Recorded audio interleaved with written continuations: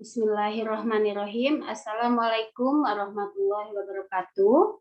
Kali ini saya akan presentasi tentang filsafat pendidikan, peningkatan sumber daya manusia. Pendidikan dalam analisis filsafat. Pendidikan secara luas memiliki pengertian life is education and education is life. Berarti bahwa seluruh proses hidup dan kehidupan manusia itu adalah proses pendidikan. Segala pengalaman sepanjang hidupnya merupakan pengaruh pendidikan baginya.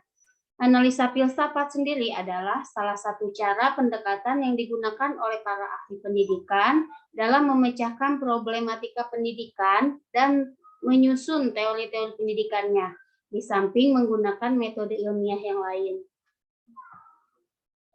Masalah pendidikan merupakan masalah hidup dan kehidupan manusia. Dalam pemecahan masalah menggunakan cara pendekatan, ya ada 4 pendekatan. Yang pertama pendekatan secara spekulatif, yang kedua pendekatan normatif, yang ketiga pendekatan analisa konsep, yang keempat analisa ilmiah terhadap realitas kehidupan sekarang yang aktual. Peran filsafat dalam pendidikan. Filsafat sendiri berfungsi memberikan arah agar teori pendidikan yang telah dikembangkan oleh para ahlinya yang berdasarkan dan menurut pandangan dan aliran filsafat tertentu mempunyai relevansi dengan kehidupan dalam praktek kependidikan sesuai dengan kenyataan dan kebutuhan hidup yang berkembang dalam masyarakat. Filsafat pendidikan juga mempunyai fungsi untuk memberikan petunjuk dan arah dalam pengembangan teori-teori pendidikan menjadi ilmu pendidikan atau pedagogi. Pendekatan filosofi dalam pemecahan masalah pendidikan. Pendekatan filosofis itu merupakan upaya sadar yang dilakukan untuk menjelaskan apa di balik sesuatu yang nampak.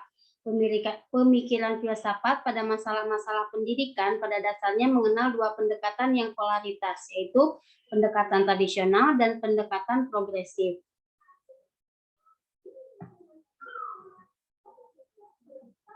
Filsafat pendidikan dan kepribadian.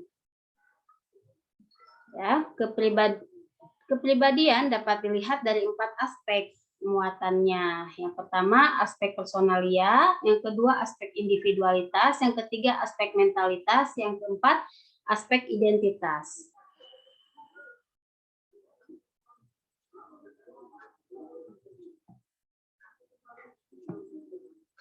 Next. Sumber daya manusia. Menurut Hadawi Nawawi 1994, sumber daya manusia adalah daya yang bersumber dari manusia yang berbentuk tenaga atau kekuatan. Sumber daya manusia mempunyai 2 ciri, yaitu ada ciri-ciri pribadi yang berupa pengetahuan, perasaan, dan keterampilan. Yang kedua ada ciri-ciri interpersonal, yaitu hubungan antar manusia dengan lingkungannya.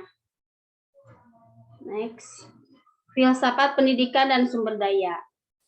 Pendidikan dalam hubungan dengan individu dan masyarakat dapat dilihat dari bagaimana garis hubungan dengan filsafat pendidikan dan sumber daya manusia.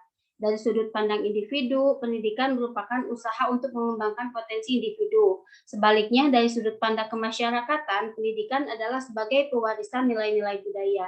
Dalam pandangan ini, pendidikan mengembangkan 2 tugas utama, yaitu peningkatan potensi individu dan pelestarian nilai-nilai budaya. Manusia sebagai makhluk berbudaya pada hakikatnya adalah pencipta budaya itu sendiri. Budaya itu kemudian meningkat sejalan dengan peningkatan potensi manusia pencipta budaya itu.